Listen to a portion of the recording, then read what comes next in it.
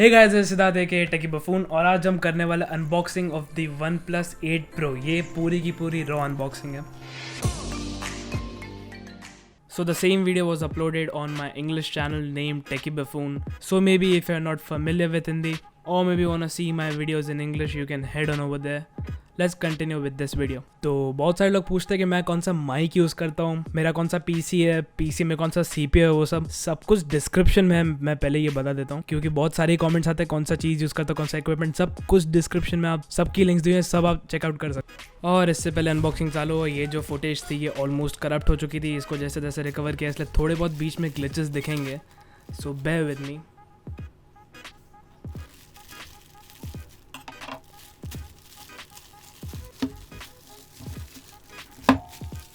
और इधर दिखता है OnePlus 8 Pro का बॉक्स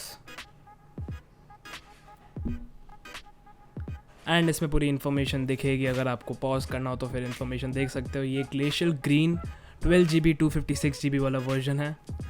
इसमें अंदर क्या दिया गया, मैन्युफैक्चरिंग कहाँ पे, वो सब साइड में OnePlus 8 Pro वाटरमार्क। ये जो 8 फॉन्ट है ये मुझे स्पेसिफिकली नहीं पसंद है। OnePlus 8 के बॉक्स में भी सेम बॉक्स दिखता है ऊपर से, तो फिर मे भी थोड़े बहुत चेंजेस करने चाहिए थे। नीचे OnePlus का लोगो और यहाँ पे एक पुल टैब दिया हुआ है। उतना सेटिस्फाइंग नहीं जितना सोचा था।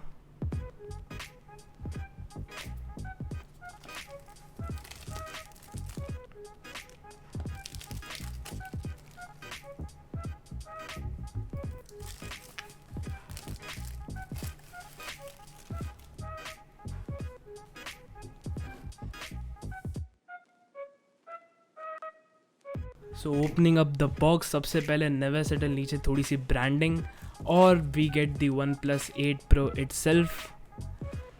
इसको थोड़ा निकालना टफ है।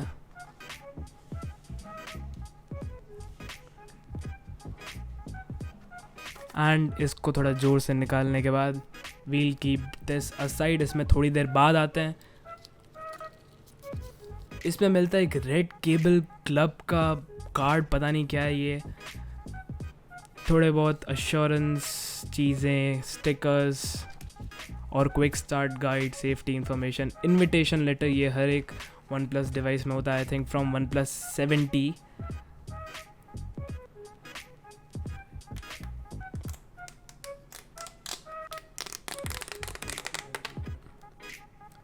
तो मैं यहाँ पे आप पॉज करके देख सकते हो क्या लिखा हुआ है। ये बेसिकली लेटर है फ्रॉम पीट लाउ।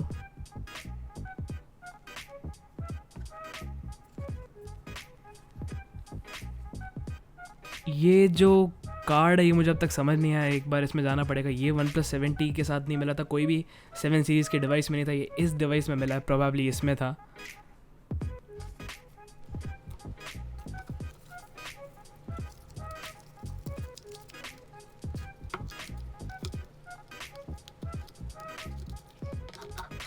तो मूविंग ऑन, हमको ये फ्री केस दिखता है। ये जो थोड़ा है कम क्वालिटी का लग रहा है, इसमें नेवर सेटल साइड में लिखा गया, which is always a thumbs up. थोड़ी लो क्वालिटी का कंपेयर टू जो 7 सीरीज़ की थी। मे बी ये इन्फिनिटी डिस्प्ले की वजह से ऐसा हुआ है। This is the cable, red cable, OnePlus iconic and warp charge maybe इसके अंदर है। ये सेम अडाप्टर है वॉप चार्ज 30T जो OnePlus 7 सीरीज़ में था, 7T सीरीज़ में। तो यहाँ पे पूरी अनबॉक्सिंग ख़त्म हो चुकी है। ये अमेज़ॉन से जब आया था तो थोड़ा सा बॉक्स की कंडीशन ख़राब हो चुकी है। Let's continue with the mobile.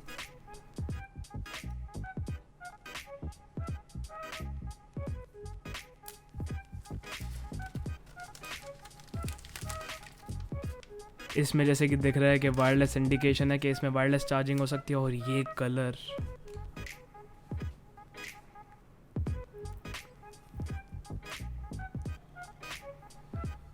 ये probably one of the best colour है OnePlus 8 सीरीज़ का। और अब यहाँ पे हम पूरा सेटअप कर लेंगे।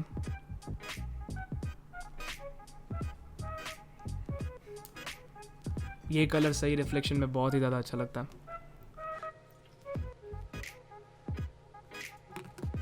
और ये SD कार्ड स्लॉट है, इसमें जैसे कि देख सकते हैं कि वाटर प्रूफिंग के लिए एक रेड कलर का रबर बैंड डाल दिया। इसी से इस फ़ोन की IP68 वाटर रेटिंग पॉसिबल हो पाई है। फिंगरप्रिंट सेटअप, इसमें जैसे कि देख सकते हैं अगर सेम फिंगर हो तो डिटेक्ट करता है। ये दूसरे ऑप्टिकल फिंगरप्रिंट सेंसर में मैंने ऐसा देखा नहीं था, बट ये फिंगरप्रिंट सेंसर ऐसा कर सकता है।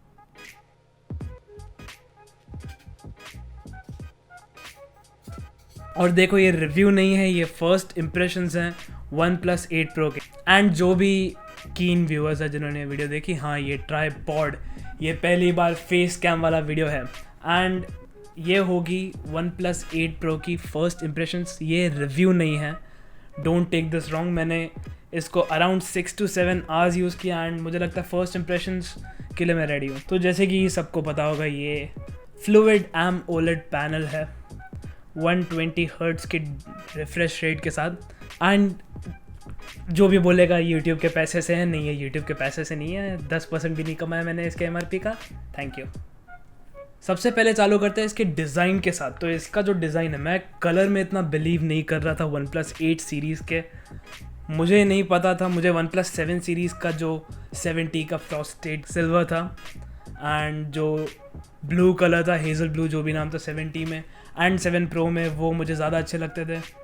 8 सीरीज़ में मैं कॉन्फिडेंट नहीं था, खास करके इंटरस्टेलर ग्लो पे। वो जो कैमरा में है वो अच्छा दिखेगा, लेकिन रियल लाइफ में फिंगरप्रिंट मैग्नेट है। ये कलर एक्चुअली रियल लाइफ में 1000 गुना ज़्यादा अच्छा है जितना फ़ोटोज़ में होता है।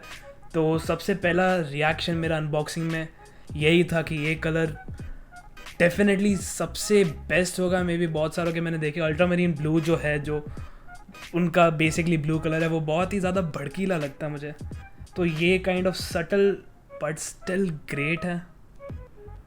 तो कलर्स जिसको भी मेरे जैसे जिसको भी क्वेश्चन हो रहा था, colours are great, specially this one. फिर बात करते हैं इसके डिस्प्ले की। अब डिस्प्ले इश्यूज़ जो भी मुझसे पूछ रहा था, डिस्प्ले इश्यूज़ OnePlus 8 Pro में बहुत थे। अगर आपने सुपर सैप का वीडियो देखा होगा, मे बी MKBHD का, बहुत सारे लोग थे जिनको OnePlus 8 Pro में डिस्प्ले इश्यूज़ आता। जब नया फ़ोन लॉन्च होता है तो स्टार्टिंग में बहुत सारे एरर्स आते हैं, नॉट इन आईफोन ऑब्वियसली क्योंकि वो 2 साल तक टेस्ट करके रखते हैं, बट नॉर्मली सैमसंग का फ़ोन, OnePlus, इन सब में इश्यूज़ आते हैं। इसलिए प्री ऑर्डर कभी भी एंड्रॉयड फ़ोन्स को नहीं करने का, खुद ही इश्यूज़ रिजॉल्व होके, जो भी मैन्युफैक्चरिंग फॉल्ट्स थे वो सब रिजॉल्व होके फिर फ़ोन आते जिसमें डिस्प्ले इश्यूज़ नहीं हो। मेरे को पर्सनली एक भी डिस्प्ले इशू नहीं आया था। एंड ऑब्वियसली ये 120 hertz fluid super AMOLED display है। ये 6.78 इंचेस का, लेकिन मेरे हाथ के हिसाब से मैं इजीली पहुंच सकता हूं कोई भी कॉर्नर पे, तो मेरे हाथ के हिसाब से मुझे इतना ख़राब नहीं लगा ये। तो जो दूसरा बहुत लोगों को होता है कि बहुत बड़ा फ़ोन है, मेरे लिए नहीं है, याद रखना। मेरे हाथ, मेरी जो उंगलियां वो थोड़ी बड़ी हैं, तो your mileage may very, but मेरे लिए ये परफेक्ट बिल्ड है। अब दूसरा सबसे कंट्रोवर्शियल थिंग, इन्फिनिटी डिस्प्ले। जो इसमें एजेस हैं, इस बार हमने देखा कि सैमसंग S20 जो सीरीज़ थी उसमें भी एजेस निकल गए थे, लेकिन इसमें अभी भी बहुत ही शार्प एजेस हैं। वावे जितने नहीं बट हैं। अब मैंने वैसे एज डिस्प्ले वाला फ़ोन इतना यूज़ नहीं किया था, लेकिन इसमें जो पाम रिजेक्शन है, बेसिकली जो आपके जो पाम टच हो स्क्रीन पे, वो इसमें रिजेक्ट कर देता है, सिर्फ फिंगर्स को ही टच करता है। तो ऑब्वियसली इसमें पाम रिजेक्शन अच्छा है। इसमें आपको बिल्कुल भी मेरे हिसाब से एक्सीडेंटल टच कम होने चाहिए, जितने फ्लैट स्क्रीन पे होते हैं उतने ही इसमें भी होने चाहिए। तो पाम रिजेक्शन इसका OnePlus 8 Pro का अच्छा, और ये और अच्छा होने वाला है अपडेट्स में आते आते। And obviously Type-C charger, 30 watts swap charge 30D, जो OnePlus 70 में था, बट बैटरी स्ट्रक्चर थोड़ा चेंज किया। चार्जर सेम है, अडाप्टर जो है, बट इसमें बैटरी स्ट्रक्चर चेंज किया है जिससे और फास्टर चार्जिंग मिलती है। Alert slider always the best thing, Samsung copy that please. And इसकी जो बटन्स की क्वालिटी, जो क्लिक है, वो बहुत सेटिस्फाइंग है। सेटिस्फाइंग से चलते हैं हैप्टिक इंजन पे। अब जो हैप्टिक फीडबैक होता है वो बेसिकली, अगर आपके पास सस्ते फ़ोन हो तो उसमें जो वाइब्रेशन होता है वो वाइब्रेशन ही है, बट 10,000 टाइम्स मोर सेटिस्फाइंग, ज़्यादा क्लीन होता है हैप्टिक फीडबैक। वो बेसिकली डिफ्रेंशिएट करता है एक सस्ते फ़ोन को एक अच्छे फ़ोन से, बहुत महंगे प्रीमियम फ़ोन से। तो जो भी Realme या जो भी सस्ते बट 855+ और इन सब प्रोसेसर्स के साथ निकलते हैं, जैसे कि Realme X3, वो सब, उसमें जो प्रीमियम फीचर्स प्रीमियम उनको बोला जाता है फ़ोन्स को, लेकिन ज़्यादा प्रीमियम होते नहीं है वो। तो ये हैप्टिक फीडबैक जो है ये OnePlus 8 Pro का बहुत ज़्यादा अच्छा है। मैंने OnePlus 7T भी यूज़ किया, उसमें हैप्टिक फीडबैक ठीक है, इतना अच्छा नहीं है, बट इसका फिनोमिनल है, इसका बहुत ज़्यादा ही अच्छा है। एंड फिर हम बात करते हैं ड्यूअल स्पीकर्स की। तो इसमें 2 स्पीकर्स, एक फ्रंट फायरिंग है, एक जो नॉर्मल स्पीकर जिस जगह पे होता है। तो अगर OnePlus 7T की स्पीकर की बात करें तो फिर उसमें जो वोकल्स होते थे वो बहुत ही चॉपी और नॉइज़ ज़्यादा होती थी उसके वोकल्स में, बट सॉन्ग के लिए वो ठीक था, बहुत लाउड था, क्रिस्प था, लेकिन जो उसमें साउंड क्वालिटी थी, जो वोकल से जब बेसिकली कोई बात करता है तो बहुत ही चॉपी, बहुत ही नॉइज़ी आवाज़ होती थी। OnePlus 8 में ऐसा केस नहीं, OnePlus 8 Pro में उसमें वोकल्स भी सही है, लेकिन इसमें जो साउंड क्वालिटी है, एक बहुत ही प्रीमियम स्पीकर जैसी इसके स्पीकर्स की साउंड क्वालिटी, और बहुत ही लाउड है।